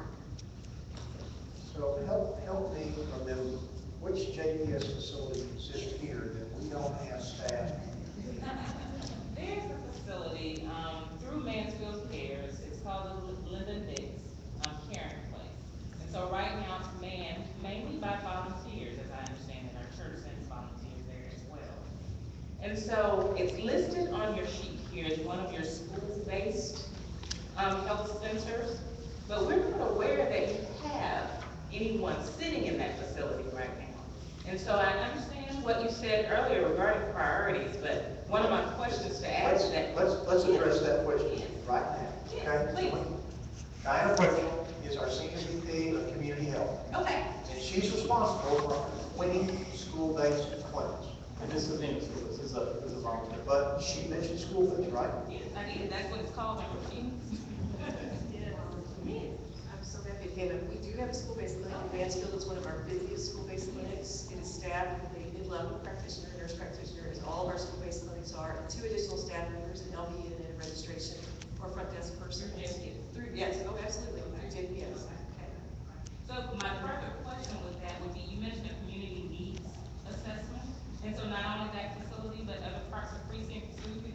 percentages listed in terms of those being, you know, addressed by JPS downtown. Sure. Where is that community? It's on the website. I think I mentioned it to Faith. Same when I mentioned it to Faith. I'm sorry? The same one I mentioned this bus. It's on our website. Okay. If you can't find it, send a question to JPS Bond Pkg. Thank you for clarifying that. I'll make sure you get the links. I'd like to come back to the dollars and cents, because that's what this is really coming down to for me. Google's a wonderful thing, and in the couple of minutes since we presented the per square footage, I Googled the average cost across the country of square footage for a hospital. It's $300. It's $300 per square foot on average, and I understand the equipment issue is totally relevant, but I would like to understand why in Fort Worth, where I don't believe our construction costs are above national average, and I don't think we have the earthquaking and other things that you have to design for in California and other places, why we would be at the top end of 387 instead of like 287 a square foot. So I'd like to understand how that happened on a, again, equipment's one thing, but we're $90 above the national average in a market that we should be at or below. Bob, or Pat, you can respond in just a second. First of all, we talked about the process. I can't, I'm neither an engineer nor an architect or an estimator, but I can talk about the process. And the process that we went through to calculate or come up with the estimated cost is we actually used two estimation firms that looked at our cost in this region, included the time that it would take to complete, included escalations of prices. I'm just giving you the process. Yeah, I understand all that. And then we had another estimator come in and reference out to. So basically, we had three subject matter experts that are used to bidding out and estimating complex health systems doing estimates. I'm just trying to lay some understanding of the process. And then Pat, But it came up $87 over the national average. So I'd like to understand more than just the process. Well, I think this gentleman. Okay. Good question. Again, I'm not aware where you got your numbers, but. Well, I can show you the sources. Well, I mean, the point is that if you're gonna do a project of this size, for one, even if the bond program was in November, you're not gonna start construction until the following year, or 18 months later. So there has to be some inflation built into that number.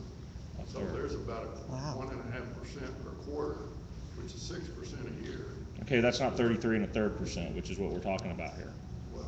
Well, but it is it's not only for that year, but it's also, you've got to project most of that cost into the construction of it. So it's 2 or 3 years. Well, it'd take 5 to get to 30%. He buys it over a period of a couple of 3 years. But it would, at your 6% inflation rate, to get to the 33% cost difference of 300 to 390, that's 30% cost increase. That would take 6 years, 5-6 years at your rate. And you're saying 2 years, so there's a disconnect for me as a finance guy in understanding what you're saying. Well, I can tell you that two similar projects, one of which we were involved in San Antonio University Hospital, is right in that range per square foot. Well, and that gives me some concern. Same thing, it's very much close to that number. And how would that, could we compare that to a for-profit or a not-for-profit privately owned organization? Because I think that's the metric, because the two metrics you're sharing with are also public entities who are also going on public taxpayer dollars. I think that's fair. I don't. And in fact, aren't we also, at this stage of the process, where we're trying to provide conservative estimates to make sure that we can deliver on what we're saying we can deliver, where there's also significant contingencies built into that. Yes, I mean, we have a considerable contingency to cover unknowns, and that's what the normal average already contains. So yes, there's some, it's much more high, it's higher than what a cost of a hospital is today, for sure. And I understand that, but when the national completion average today is 300 and you're talking 387 a year or 2 years down the road, that gives me pause in the financial conservatorship. 3 or 4 years down. It's still, by your own numbers, is still coming up a little high. Yeah. You did just fine. Dennis Kelly, I'm from Arlington, Texas. Mansfield is a suburb of Arlington.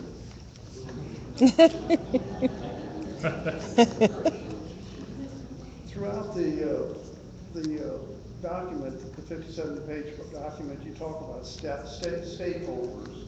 And Scott said earlier that the stakeholders were hospital staff and suppliers and support people and that type of thing. I consider a stakeholder in this program to be a citizen taxpayer also. Absolutely. Were there citizen taxpayers involved in this? Were there? The question? Were there citizen taxpayers involved in this? And what are their names? Yeah, let me answer that. Let's address it. And I mentioned, I think in my presentation, we had over 140 interviews with stakeholders. Those stakeholders were inside the hospital and outside. Inside the hospital, meaning everything from our front line staff to physicians to operational leaders. Outside of the hospital district, and I actually think there might be a summary, Mr. Keeley, on the website in terms of the plan, but it included organizations such as the T and others, because so many of our patients are dependent on transportation, fully current transportation. Citizen stakeholder involvement, we're just starting that phase, as I said in my presentation. To this day, we want to make sure that we were providing the data, of our facilities by subject matter experts. We wanted to know by the experts, given the demand and the expected demand here in Tarrant County, what was the right size and adjacencies, which is real important, especially when you look at the gaps in our facility, those type of things. The type of things that the planners and the engineers and those type of professionals would know and be able to inform us on. As we go into the next phase, just like we're doing now in the education phase, and we're going to include, we talk to as many people who would like to talk to us and to inform them about the potential project. When we go to the next stage, if we go to the next stage, the design stage, when we talk about those amenities and components and attributes of the hospital that the public interfaces with and relies on and can benefit from, we absolutely plan on having stakeholder involvement to help inform our decisions and make sure that it represents Tarrant County citizens well. Part of the way that you're paying for this is to make staff more efficient, and by that, does that mean you're going to be getting rid of staff, and if so, how many staff positions are you going to do away with? Any staff reductions as a result of this will certainly be through attrition. We don't anticipate there will be staff reductions. As you increase your capacity, you can accommodate more volume. We hope that we can be efficient in how we provide care. We hope that we can stay close to the number of FTEs, the staff that we have today, to provide care for that increased volume. So that's where you get some efficiency. You don't have to reduce staff. So we want to be able to accommodate the volume we have today, or the increased volume, basically the staff we have today. You know what we tried to do? Maybe we didn't succeed, but what we tried to do is show some visible, tangible examples of where those efficiencies can take place. Whether it was patient transports from urgent care to ED, whether it's patient transports throughout the psychiatric facilities. And it's not just the transporters. We know from evidence that every time you transport a patient, it increases the length of stay in the hospital. So it's those type of things. And so productivity issues, some of the productivity issues that we need to address, hopefully we've tried to illustrate. Certainly not all of them, but just some of them. Not all staff in terms of productivity. These are things that we can do from a supply, from an operating expense that we can perhaps do better in a different environment. So combine staffing efficiencies, which could be delivering the same care today to a larger population, plus reductions in expense, enable us to pay for this bond. Some of the things that Bill didn't even to address, right? The ancillary support issues, right? The linen that has to be washed is on the west side of town, on the west side of the street, but it has to supply the patient tower on the east side as well. Cafeteria. A cafeteria is on the basement floor in the labyrinth on the west side of the street. Yet that cafeteria has to supply food trays to all the hospital beds, including the hospital beds on the east side. And not only deliver, but make sure it's delivered, hot, fresh, and all that. So there's a lot of those other productivity type issues that are addressed here that we didn't reflect. Hi, I'm Darren. Let's talk about the tax increase. increase again, okay? Let's go back, operating expense. Currently, right now, we have negative 80.70% operating costs, okay? Now, besides when we double, how are you going to get the money to pay for the operating expense? We have what? Would you repeat that? Okay, currently right now on your website, operating expense margin say negative 80%, okay? Let's talk about tax increase. That's not our understanding of our financials. No. I can promise you, we're not operating at a deficit today. Well, it's right here say on the website, operating margin negative 80.70%. I'm looking at the website right now. Well, we obviously have the correct website because I have never seen figures and statistics like that. That's right here. Okay? Look at it.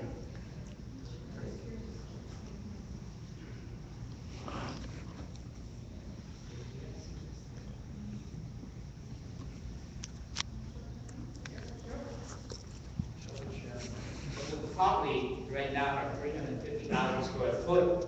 If you increase it to 700,000, what the operating cost would be, and what's the additional tax increase in the future will be. Well, we said before that there will be no tax rate increase. Well, I'm talking about forward to the future, meaning that 5 years from now, that operating expense is going to exceed what you have right now. Where can you get that money to pay for it? Okay. My opinion is that the board and the county commissioners have said no tax rate increase. Management, how can you do this without a tax rate increase? We have assumptions that we build with the performer that we feel confident that are rather conservative to enable us to do that.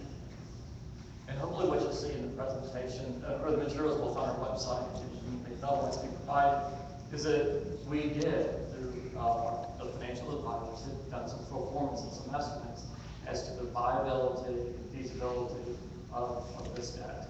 Sharon, did you have a chance to look at that? I did. I'm sorry, this is Sharon, this is Sharon, the CFO. Hi, what the column is telling you is the percentage change between 2014 and our budget 2015.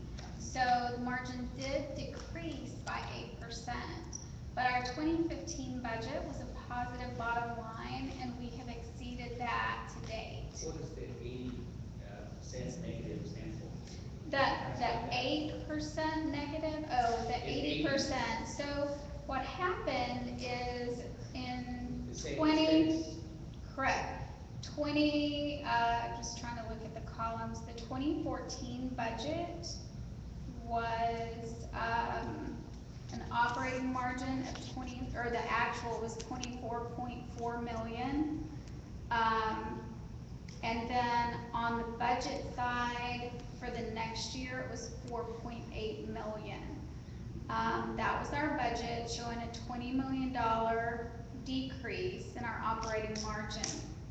That's the 8% decline. However, for 2015, we have done much better than the 2015 budget. So we've not seen, when you look at our actual numbers, you've not seen a decline between the 2014 results and the 2015 results. So can you provide better numbers? Yes, I will make sure our financial information, is public, and I'll work with JR and communications to make sure that we have more recent. Sharon has been with us for almost a month. Great, but once again, our financials are reported to our board of managers every month in a public setting. And just a short follow-up to that. I've been at JPS board meetings routinely for 10 years now. And for 10 years, you always bust the budget on overtime and contract labor. I mean, every month, you're over budget on it. And the reason I'm bringing that up is that past experiences shows that you can't maintain your budget in certain areas. what is the proof that no taxing rate increase is gonna happen, you know? Well, Mr. McKeegan, part of that is budget. There's not an organization, a hospital organization, at least from my professional opinion that I'm aware of, that doesn't have overtime. You're going to incur overtime. It's how much overtime you incur. And that's directly related to your volume. It's directly related to your ability to fill the positions that you need on a full-time basis to provide the care. So if you're constantly recruiting and you have posted positions but no one can fill those positions, the only way you can provide the care is through the overtime. So part of it's budgeting, part of it's demand, part of it is the fact that you can fill positions. And I understand that, but you keep forecasting. Shame on us. You keep forecasting, and I brought it up at You have. Saying, why are you doing this? We had that very discussion this week. Thank you. The whole executive staff talked about overtime. Okay, so your projections are based on 3% increase in efficiency every year, correct? Once the building is completed. Once the building is completed, okay. 2% between now and that time. So what happens if you don't meet those efficiency rates? Do you start laying people off? We'll have to make adjustments, just as we do every single year, every single day or month. We have things that happen we don't anticipate. Are you aware of other hospitals that follow the same model that are able to increase their efficiency by 3%? Yep. I mean, those efficiency ratios that we're trying to achieve, the efficient ratios that we're trying to achieve are based on benchmarks with other similarly situated institutions, so other teaching hospitals. So, yes, and that's another one of the benefits, right, of being a highly regulated industry, public institution, that we have those ratios, those statistics for other institutions that we can compare it to. So we know, and we want to be at those productivity levels. And we hope that this bond proposal, in part, will help us achieve that. You hope. My only comment on this is that I've been to many bond package presentations for other bonds. They had a plan. They had it already designed. They're ready to go so people can look at it and determine whether or not that they wanted it. And what I'm hearing from you guys is we hope, we wish, we pray. And please give us the money so that we can decide how to spend it later. So that is my concern. Okay, thank you. Well, if that's what you heard, that's not what I intended for you to hear. I believe in this management team. I truly do. And I believe we now have a management discipline that perhaps was not there before. We have new teams. They're experienced. They know what they're doing. We've got to deliver. Pardon? All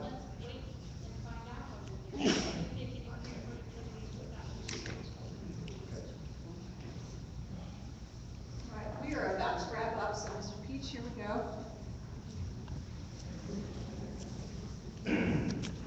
I was reviewing the PowerPoint with commissioners, and there was an item called the McGaugh Award, which the hospital will apparently, as this rehab hospital goes on, it will apply for this McGaugh Award. Also was perusing the minutes of the Board of Managers back in April, I believe, and they gave the administrator a $98,000 raise to come up to a median income among, I guess, well, it's hard to say, but I presume against public hospital administrators. And so I'm questioning the fact that with this new buildings, big expansion, and going for the McGaugh Award, I'm curious what's going to cost us in the administrator's additional salary in oncoming years to manage this facility. Mr. Pick, our board of managers has a policy that they are striving to get the compensation of management up to the 50th percentile of managers that are working in like hospitals. That's the compensation bill. In terms of the Foster McGaugh Award, that's just a recognition of our involvement in the community. There's a lot of things you have to do to achieve that. But all that is a recognition of our involvement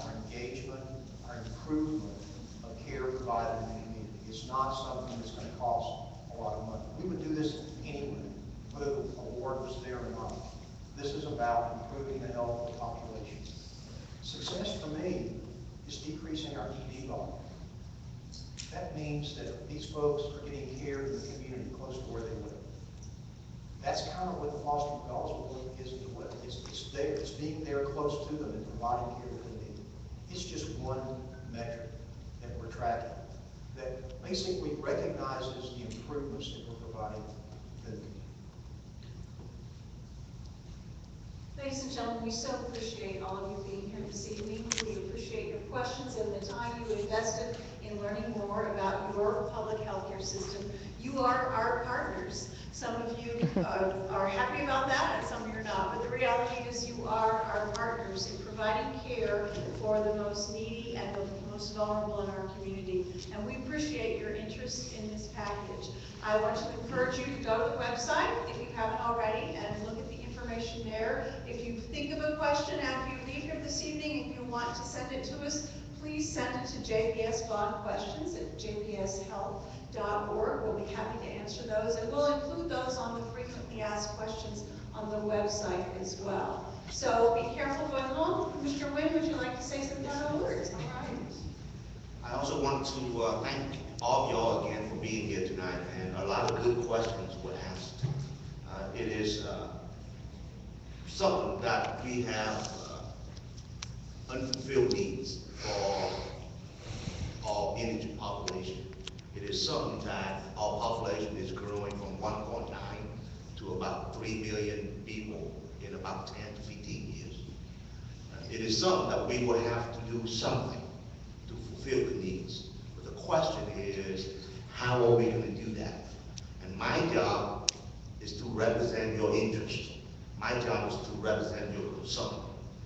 And if in the next couple weeks, if you have any other concerns, questions, or inputs, please contact me directly at my office. Send me an email. I'm sure Judge Woodley will be willing to accept meetings, phone calls, and so forth. It's very important that we vet this bond package thoroughly because there's a 30-year debt.